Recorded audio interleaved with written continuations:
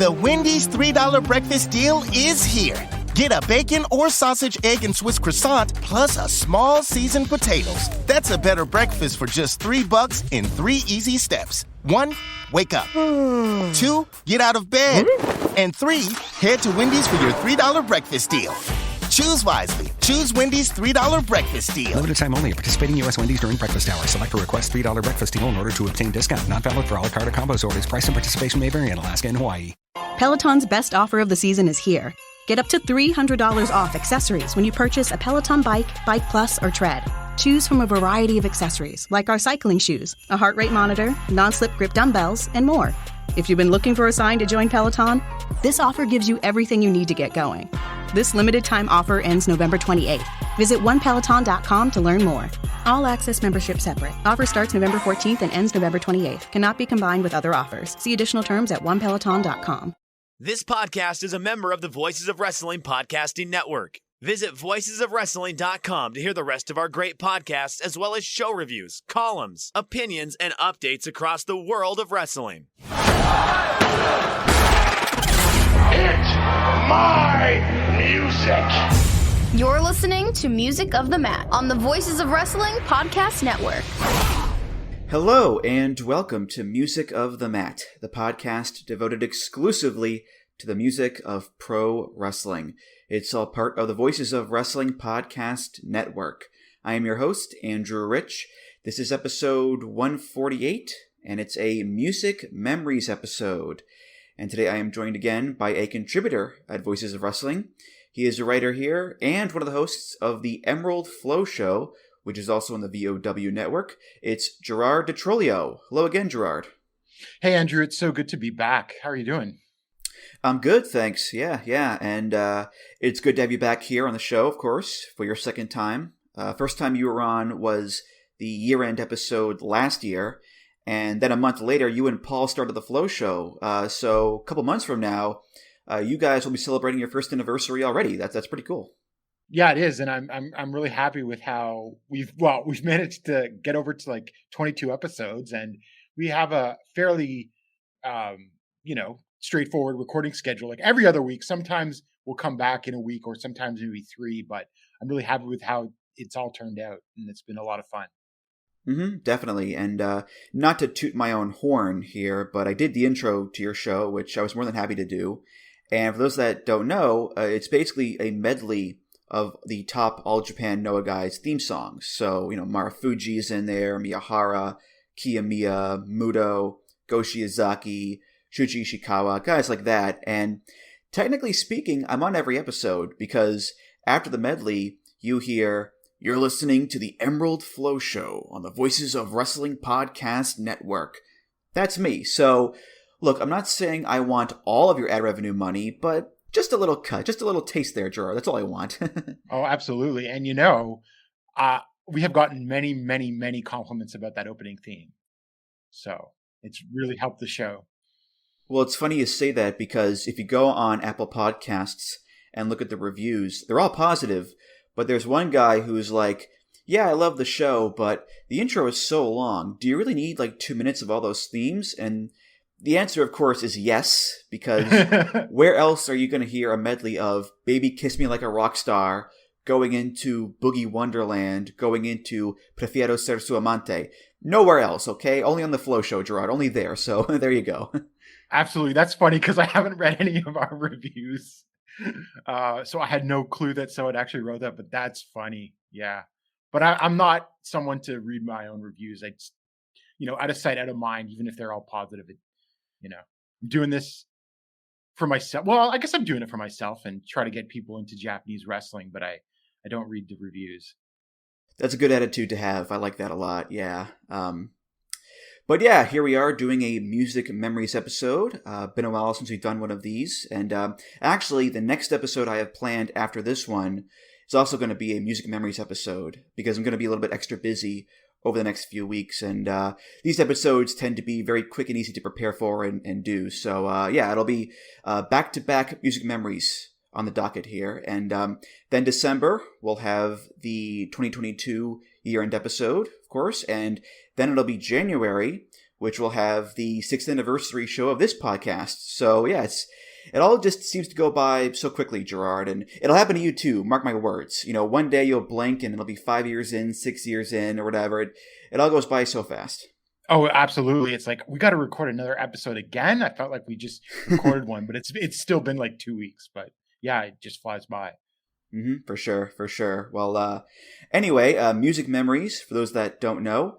These episodes are when I have on a guest, and they share 3 memories from their wrestling fandom that are strongly linked to music in some way. Could be a wrestling theme, could be a TV show theme, could be from going to a live show, or playing a wrestling video game, or an album, or a show or movie about wrestling perhaps, whatever it may be. And we don't analyze the music like we normally do here. It's more of just a casual conversation about these memories. And not to spoil things yet here, Gerard, but surprise, surprise, 2 of your picks have to do with Japanese wrestling. So a major shock all around, I'm sure there. So No, yeah, but I mean, I think once you get into the stories behind those memories, like it'll all make sense. Because and even with the third theme or music that I chose, I all sort of kept it in my formative wrestling years of when I started watching regularly. Right. Well, let's get to it then. Gerard, what is your first music memory for us? So first music memory is Masato Tanaka's theme, Dangan.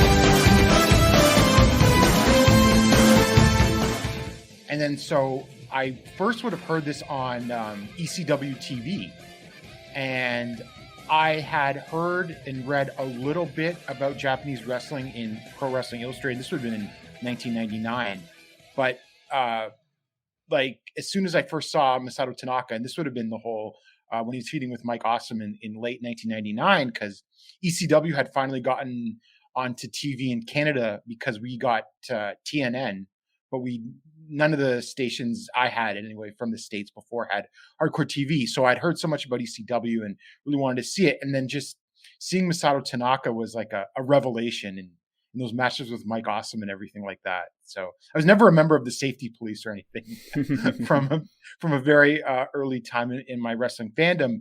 And then so to me, like this theme is all sort of like almost a prototypical like Japanese wrestling theme to me, just like the way it sets up and the guitars and everything, like it just like that memory of it just like sucking me into like, I got to watch more about Japanese wrestling and everything. And funny story. So this would have been back in the Wrestling Observer on IATA live days. And so I called in and like started asking Dave all these questions about Masato Tanaka because I was like so fascinated by him. And so like, his theme will always just bring back those memories of discovering Japanese wrestling. Yeah, I was also first introduced to Masato Tanaka via ECW, but it was actually ECW One Night Stand in 2005 against Mike Awesome. They had like a 10-minute match, and it was basically like a greatest hits, literally, of Tanaka versus Awesome.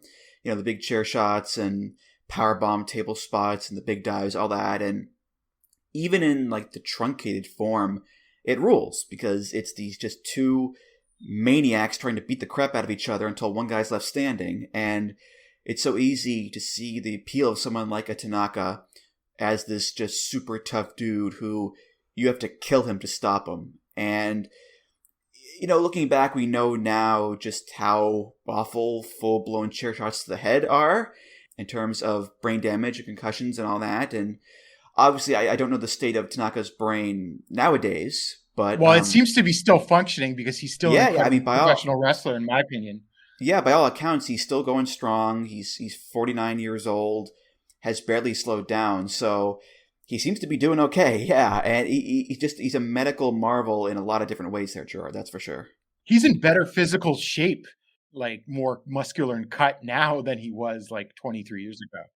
Yeah, and I actually saw Tanaka wrestle live a few years ago during Mania Weekend in New York. He wrestled a match against Brian Cage on the WrestleCon US versus the World show, and the match was fine, but, looking back, it's pretty remarkable that given all of the bumps he's taken, all of the crazy chair shots he's taken, the fact that Tanaka is, walking, let alone wrestling still, it's pretty amazing, really, and we shouldn't take that stuff for granted, especially in wrestling. So, yeah, he's still going. It's pretty cool, Gerard. Yeah, absolutely. Like, I haven't gotten the chance to go to Japan yet to see wrestling or anything, but I think I feel like I have to see him once, really, just to bring my fandom full circle. Mm-hmm. Yeah, especially given the fact that, like we said, Tanaka can still go in the ring. Physically he's still in great shape, so you should see him live, when you can, before the decline happens. Because, it's weird. Tanaka is part of this group of guys in Japan who are around the age of 50, and yet they can all still go in the ring. Guys like him, Kojima, Segura, Mochizuki, they're all in amazing shape. They all still go hard for their big matches, and they can all still deliver in their big matches. And eventually, yes, the other shoe will drop. Time waits for no man. The decline will set in. We all know that. But, for now, they're all still going hard in the paint. Even Minoru Suzuki, even though he has his own kind of match, which is easier on his body, they're still very good matches in a lot of cases. So, yeah, their time will come, but it hasn't happened yet, Gerard, I don't think, so. Nagata, yes. Nagata, yeah. He's really slowed down this year, I found, but the rest of those guys are still going strong. I was just watching Kojima and Sugiura tag team match earlier this morning, too, and they were just laying it in there, still going. Mm-hmm. Yeah, pretty amazing. That's the mystery of wrestling. Some guys are just utter machines who can keep going and going and going, and other guys are just so injury prone, and physically they can never get on the good foot to make a real career out of it. Unfortunately, it's weird. So, yeah, Tanaka, I don't know what he's made out of. Maybe he shares the same caveman DNA as Ozzy Osbourne, perhaps. I don't know, but he's still going strong, and he has a great theme song to boot, Gerard, that's for sure. Yeah, definitely. All right, well, that was number one. Gerard, what is music memory number two? So number two is the legendary NTV Sports theme, aka Giant Baba's theme for maybe the first decade or so of All Japan Pro Wrestling.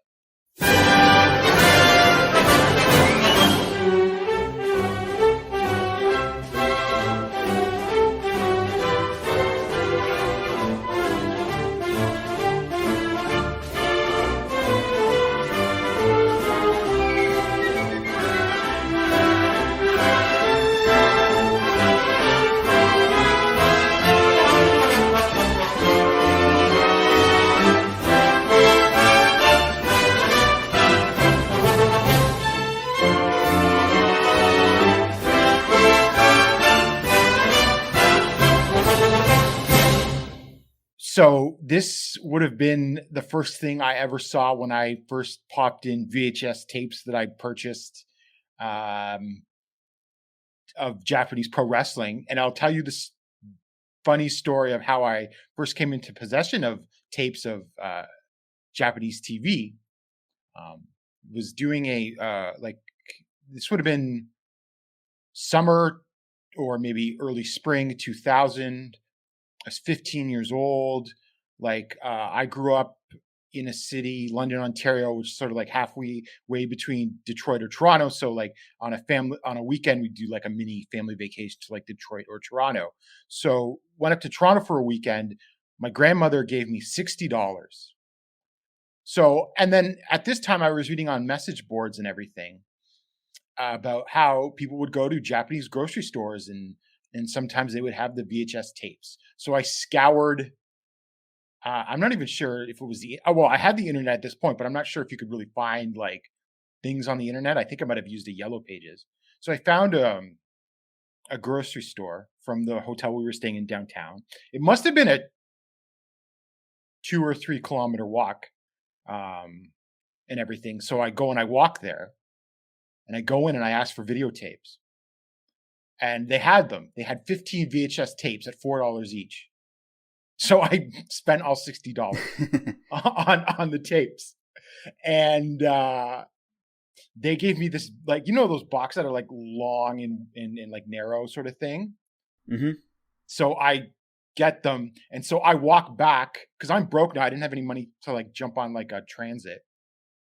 So I walk back another 2 or 3 kilometers to the hotel with this long, awkward to hold box full of 15 VHS tapes.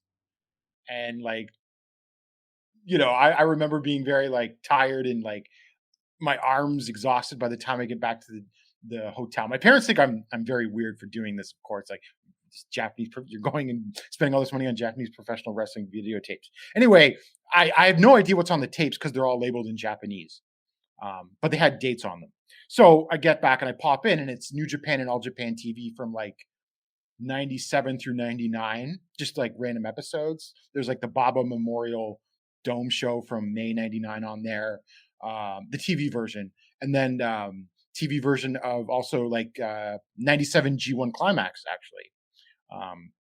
And so those were like that's the first Japanese pro wrestling that I ever watched. And those were the first VHS tapes I had. And that theme is just will forever be etched in my mind, just popping in that VHS tape for the first time. Wow. Yeah. I mean, you know, growing up, we had a VCR player in the house and a ton of different VHS tapes of movies and whatnot, and eventually DVDs as well when they came around. But as a wrestling fan, I came up with Mega Upload and Rapid Share and all these fun little sites where I could download wrestling matches and shows off the internet for free.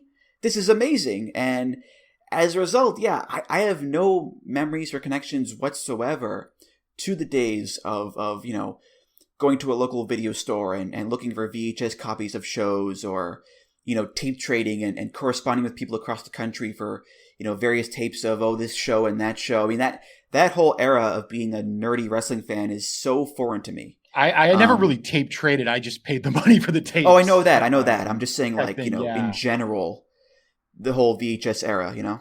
Definitely. Although it's funny because I think I might have been a late adopter to go elsewhere because, I don't know, when does torrenting really start? Because I don't start torrenting until 2005. But I feel like people were doing it before then, but I was still buying tapes up until then. Mm-hmm. Well, LimeWire and Napster were like, you know, early 2000s. Yeah. So somewhere around then, I'd imagine. And I did dabble in those things as well, believe me, for my wrestling matches, much to the detriment of my computer's health, mind you. But yeah, like I said, you know, my experiences of seeking out new wrestling, looking for new matches, sharing matches around, it's all been online. It's all been on these various websites. And nowadays, you know, it's advanced so far where you have all these different streaming websites, some more legal than others, of course, but but the convenience is amazing. You know, we can watch a show live or on demand right afterwards, or next day delivery perhaps. But yeah, the convenience is amazing nowadays. And maybe we have, you know, lost some of the magic of the tape trading days where you'd be so patiently waiting for a tape and the anticipation would build and build and build and you'd finally get it. It'd be so wonderful. And nowadays, yeah, click a button, you got it right there. Instant gratification. And that's true for movies nowadays too. I mean, movies, not all of them, but a lot of them are now being put on your TV for streaming same day as they are in the theaters. And, you know, the heyday of physical media and waiting for a physical media release, those days are long gone there, Gerard. Well, I do have to say one positive of the current era is when you're paying, like, you know, your 800-900 yen a month for a streaming service, like I do with several, I don't feel as bad as when I watch a bad show instead of paying like $15 or $20 for one bad show that you don't know is bad. And then it gets to you and it sucked and everything like that. That is nice, yeah. Especially during like a G1 Climax where you're like, okay, the show isn't that good, but I'm still paying like $8 or $9 for what, 15 more shows this month. Like it's crazy, you know. It costs way less than it did, you know, back in the day on tape, and or even the Ustream days where, you know, you'd pay like what, $150 for the entire tournament. Like, yeah, nowadays it's crazy. It's a steal. It's a bargain, and we probably should be a lot more grateful for it, I think. But and English commentary too in a lot of places. Yeah, English commentary. The fact that shows are streaming live from across the world onto our computers is like a modern miracle compared to a few decades ago. But yeah, English commentary like Kevin Kelly and Chris Charlton, who they know the stories, they know the wrestlers, they know the moves, they know all of it. It's so amazing how far Japanese wrestling has come to being, very convenient and very available for Western fans like us, Gerard. Yeah, definitely. It's sort of incredible to think about how much it's just changed. Mm-hmm. And with Baba's theme here, you mentioned changes. Like this is such an old school throwback kind of song, like it's such a different era entirely in terms of wrestling music, I think. Yeah, it's basically like an orchestra, right? Yeah, it's like a marching band pretty much. And it's funny, we haven't covered Baba's theme on the show yet, nor a bunch of other, very famous pro themes like, Inoki's theme or Hansen and Jumbo and Tenaru, the Four Pillars, Muda, Chono, those kind of guys. Those are very, very heavy hitters there, but we haven't got to them yet. And I think it's because I've become very Baba-like with how slow I book the big name topics lately. Because, listen, we've done a lot of big name episodes over the years. I had to save some of them for later, I had to save some of them for down the road, but I'll get to all of them eventually, I promise on that. And with Mudo, actually, I'm planning an episode about him for February, because that's when he retires. So I figure, no better time to do that one. He's had many, yeah. Oh, yeah. Reinventing himself and everything. Yeah, it's going to be a tall order, that's for sure. And I'll have to think about how I tackle that one. But yeah, Baba's theme, again, is such a throwback to, long ago days before rock guitars and synths really took over wrestling music in Japan anyway. So, yeah, times have changed, Gerard, that's for sure. Yeah. And that's sort of like the theme music that you would have been watching in any sort of sports broadcast in the 60s and 70s before, like... Right. Because like once you get into the 80s and 90s, they make all these like epic sounding like NFL themes or even like the NBA on NBC theme and everything like that. Yeah, Round Ball Rock, right, that music, yeah. So it's a bit of like a more old school sound of like, Wide World of Sports or something in the 60s. Definitely. The Venture X card from Capital One gives you more of what you love, like premium travel benefits and access to Taylor Swift tickets. Oh, I do love her. Earn 5 times miles on flights and 10 times miles on hotels through Capital One Travel. Enjoy your stay in Suite 13. Whoa, 13? That's Taylor's lucky number. Plus, get access to Taylor Swift The Eras Tour, presented by Capital One. Maybe I'll see you there. The Venture X card from Capital One. What's in your wallet? Terms apply. See CapitalOne.com for details. Get ready, Ohio. FanDuel, America's #1 sportsbook, is coming to the Buckeye State. And to kick things off, you can get started with $100 in free bets as an early sign-up bonus. Plus, when you sign up today with promo code OhioSB, you'll be all set for when FanDuel goes live in Ohio. Then you can bet on all your favorite teams and all your favorite sports with $100 in free bets. Just download FanDuel's top-rated sportsbook app. It's safe, secure, and super easy to use. Ohio, this is your chance to get in on the action. Join today with promo code OhioSB. Make every moment more with FanDuel, official sportsbook partner of the NFL. 21 plus and present in Ohio. Bonus issued in non-withdrawable free bets that expire 7 days after FanDuel accepts its first real money sports wager in Ohio on 1/1/23. Unique user identity verification required. Offer ends on the go-live date. Restrictions apply. See terms at sportsbook.fanduel.com. Gambling problem? Call 1-800-GAMBLER. Peloton's best offer of the season is here. Get up to $300 off accessories when you purchase a Peloton bike, Bike Plus, or Tread. Choose from a variety of accessories like our cycling shoes, a heart rate monitor, non-slip grip dumbbells, and more. If you've been looking for a sign to join Peloton, this offer gives you everything you need to get going. This limited time offer ends November 28th. Visit onepeloton.com to learn more. All access membership separate. Offer starts November 14th and ends November 28th. Cannot be combined with other offers. See additional terms at onepeloton.com. All right, time now for the third and final music memory for us, Gerard. What do you got? So, well, I mean, it is a wrestling theme, but it's also a song that's pretty well known outside of wrestling. It is Metallica's Seek and Destroy.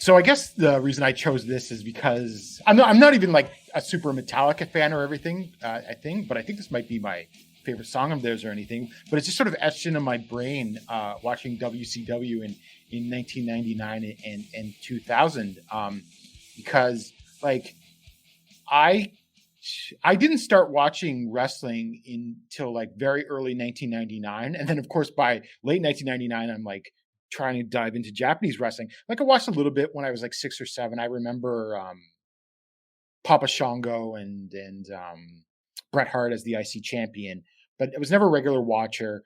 And then, fast forward several years, like I'm like everyone at school's got NWO shirts on and stuff like that. And then so I dove in, and it caught my attention and everything like that. And for whatever reason, I'm jumping into WCW in early 1999, which must seem like the most insane time to jump in. But I watched Nitro and Thunder every week until the very end, right? And so whenever I hear Seek and Destroy, my mind, I get the image in my mind of like, the newer Nitro set with the giant logo from 99. Oh yeah, like the gray and black kind of thing. Yeah. Like I can visualize that opening up, like it would open when the wrestler would come out and everything, and that's what like Seek and Destroy reminds me of, when they put Sting with that theme and everything like that. Because I think that this was part of like WCW the music, because they were trying to do all the music crossover with Warner Music, and of course, most famously like the No Limit Soldiers and everything like that. So this is from that time, and the song reminds me of WCW in those days, which some may think is a little crazy, but like it was formative. Like, from like immediately when I started watching it, like it was like, Malenko and He Who Cannot Be Named as a tag team, capturing my attention and everything like that. And seeing a lot of the luchadors and everything like that. And maybe there wasn't that many Japanese wrestlers from 99 onward and everything like that. But I remember Muda's run in 2000 and everything like that. And of course, he was involved with Sting in that infamous time. So yeah, it just takes me back to like getting into wrestling, and even if it was quite possibly some of the worst wrestling that was ever been on TV, but it's just, part of my formation as a wrestling fan. Mm-hmm. Yeah, if you're getting into WCW in like 99, 2000, I don't blame you for looking at Japanese wrestling like, maybe I should check this stuff out more, perhaps. Well, like, I say this even though I probably watched WWF regularly until like 04, 05, but there was still something about WCW that appealed to my sensibilities more than like peak Attitude era. And if Benoit and Malenko and Eddie and Saturn hadn't jumped in 2000, there's a pretty good chance I wouldn't have stuck with WWF as long as I did, right? Because they were a major reason I kept watching after WCW folded and everything like that. So, a few little things, and maybe I would have not have been as wrestling fan for as long. Although maybe the Japanese stuff would have kept me in, but certainly watching regular North American wrestling TV, like the wrestlers that I was first introduced to in WCW sort of carried me through into like the mid 2000s, when I just like threw up my arms and gave up for a while on North American stuff. Yeah, I mean, all jokes aside, it's pretty amazing how we can look back on something from our youth and acknowledge that it's bad, but it's still our youth, and that feeling of nostalgia and halcyon days and rose-colored glasses, whatever you want to call it, it's still really powerful, and it can still give us that wistful feeling thinking back to it. I mean, we all know and acknowledge that 99, 2000 WCW was not a good time all around. But I'm sure, Gerard, when you hear Seek and Destroy, when you hear that song, it brings you back to those days and it gives you a nice warm feeling inside. Same for me. I look back on my youth as a wrestling fan, and 03, 04 WWE was not the be-all, end-all. It was better than it was nowadays, for sure. But, back then there was still the Triple H Reign of Terror. There was still Heidenreich and his shenanigans and all that stuff. And was that still SmackDown 6, or is that a little earlier? It was afterwards. because Edge had gotten injured, and Benoit eventually moved over to Raw. So it was in that post SmackDown 6 era. But again, I can look back and I can listen to songs like Evolution's theme, or Eddie Guerrero's theme, perhaps, or Rey Mysterio, or whatever, and I can look back on it fondly. And again, I know it wasn't all good. There was bad stuff going on back then, too, in terms of gimmicks and storylines and whatnot. But still, the power of nostalgia and the power of wistfully looking back on my youth is strong. So there you go. And it helps with Seek and Destroy. It helps that it's a cool song, too. And Sting's a cool wrestler. Even though he was, spending that time period mucking about with, Vampiro or whatever. So or they turned Sting heel for the first time. I think Russo did in late '99. I think so. Yeah. I think him and Luger went heel there for a little bit in '99. Which, I mean, the fact that Sting stayed loyal to WCW for all that time, despite the nonsense they kept putting him through, is pretty incredible for sure. Yeah. Well, it's funny because I've gone back and I think, like, because this is before I watched it, but someone like, like Joe Lanza and his enthusiasm for like WWF tag teams in the 80s and everything. I've gone back and I've watched that and I'm like, actually, this is pretty good. So I wonder what it would have been like to be a wrestling fan that actually like watched good wrestling in their formative years. And I guess that's something I'll never know. And I know a lot of people that are definitely like older than me, they'll talk about like their favorite Mid-South and Mid-Atlantic stuff. And I've gone back and watched that. And again, I'm like, oh, this is awesome. So I don't know. I wonder how that would have changed my fandom if I was watching good wrestling as a child or a teenager anyway. Mm-hmm. Yeah, I'm always curious to think about, how my own wrestling fandom would have changed if I started watching it earlier than I did, or later than I did, or if I got into wrestling via a different promotion than WWE, or I started watching Japanese wrestling first, perhaps. I don't know. It's always fun to think about, how your own tastes would change depending on time and circumstance, or if they would change at all. Maybe you're always meant to like what you like in wrestling, and it's just a matter of how you get there. I don't know. It's fun to think about, I guess, Gerard. Well, I think it's sort of fortuitous in a lot of ways because when I get into it, it's a pretty wild time in Japanese professional wrestling. New Japan is collapsing and Enochiism is starting to take over.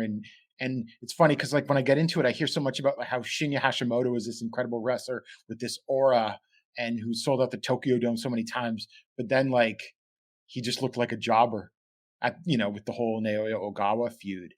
And then there's the Noah split from All Japan. And the only reason that I continued to watch All Japan after the Noah split initially, because I probably never would have kept watching if this happened, is because Kawada stayed. And Kawada to this day is my favorite wrestler of all time. But like he quickly established himself as my favorite wrestler of all time, even back then. So that's how I have been watching All Japan for 23 years because he stayed, basically. So it's like the little things like that really do shape your fandom for the rest of your life. Oh, yeah, I agree for sure. And I mean, with you, your love for All Japan has endured to this day because, you review all the shows for us. That's pretty obvious right there. Even though nowadays, All Japan is not what it once was. Literally, it's a different company, technically speaking. Yeah, technically, with the same name and same titles and trademarks and whatnot. To me, you're still the All Japan guy. You cover the promotion in your written work. You and Paul cover it on the podcast, along with Pro Wrestling Noah as well, of course. But to me, I think it's just so cool that we have someone like you and Paul as well who cover those promotions and have built up a really sizable body of work of previews and reviews and audio and whatnot. yes, you do have to suffer through Voodoo Murders matches, which I know you hate. I know that, but you get through it with aplomb. So I applaud you in that regard, sir. So there you go. Well, I was thinking about this because I know that, some wrestling fans will be like, I'll just watch whatever I watch, and they'll jump around from promotion to promotion from hot eras.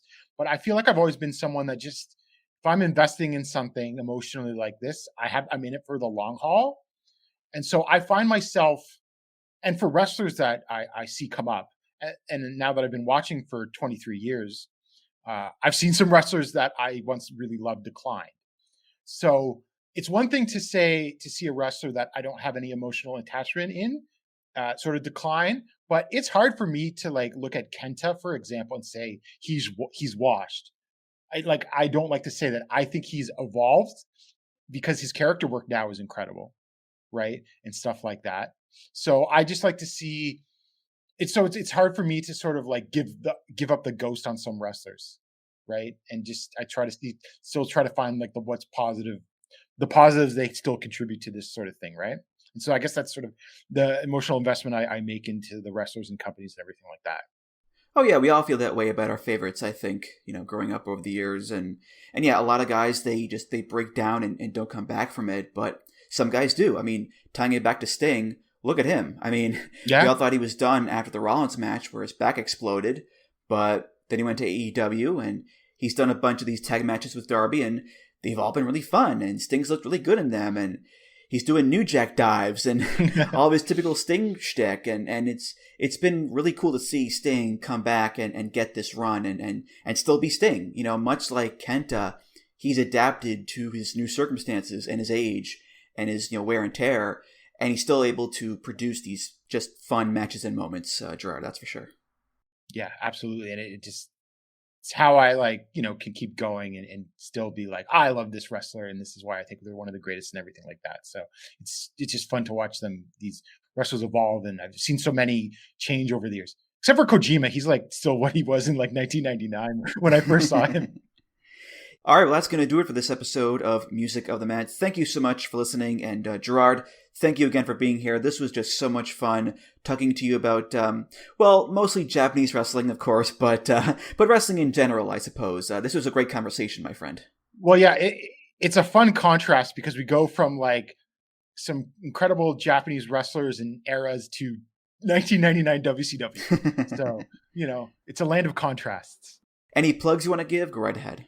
Yeah, you could read all of my coverage at Voices of Wrestling, All Japan, have that fully covered. I will be reviewing, I'm actually going to do this later today, reviewing the Dragon Gate / Noah Korakuen Hall show that from last week. And you could follow my podcast Twitter at Emerald FlowShow, and follow and check out Emerald FlowShow on the Voices of Wrestling podcasting network. We'll probably be recording later this week, but we try to be out every other week. Okay, and Music of the Mat is, of course, also part of the Voices of Wrestling podcast network. You can find all the great shows on there at voicesofwrestling.com. Follow the show on Twitter, for now anyway, at Music of the Mat. Follow me on Twitter at Andrew T. Rich. voicesofwrestling.com/Discord for discussions and comments, and I will stress signing up for the Discord, given the whole Twitter situation right now. It's a real fun, lively place to talk about wrestling, so go there and sign up if you'd like. voicesofwrestling.com/donate. For any donations, just click the big donate button beneath the name Music of the Mat or Emerald Flow Show. Either one's fine, of course. If you donate, hey, thanks so much. You're awesome. And of course, rate, review, subscribe to the show on Apple Podcasts, Google Podcasts, Spotify, and many other places. Gerard, thank you again, and I'll see you around. Thank you. All right, for Gerard Di Trolio, I'm Andrew Rich, and I'll see you next time on Music of the Mat. Take care, guys. Music of the Mat is intended for entertainment and information purposes only. The songs used throughout this show are property of their respective copyright holders. Hi. Close your eyes. It's time to discover what starting and growing your own business feels like. Whether your business is bedsheets or skincare or jewelry, Shopify's with you every step of the way. Hello? Now, open your eyes. Feel ready to start and grow your business? With Shopify, you'll get the tools you need to nurture your growing business and feel the same satisfaction as listening to this ad. This is Possibility, powered by Shopify. Simply start selling with Shopify today and join the commerce platform powering millions of businesses worldwide. Start selling online today. Sign up for a free trial at shopify.com/free22. Shopify.com/free22. Peloton's best offer of the season is here. Get up to $300 off accessories when you purchase a Peloton bike, Bike Plus, or Tread. Choose from a variety of accessories like our cycling shoes, a heart rate monitor, non-slip grip dumbbells, and more. If you've been looking for a sign to join Peloton, this offer gives you everything you need to get going. This limited time offer ends November 28th. Visit onepeloton.com to learn more. All access membership separate. Offer starts November 14th and ends November 28th. Cannot be combined with other offers. See additional terms at onepeloton.com.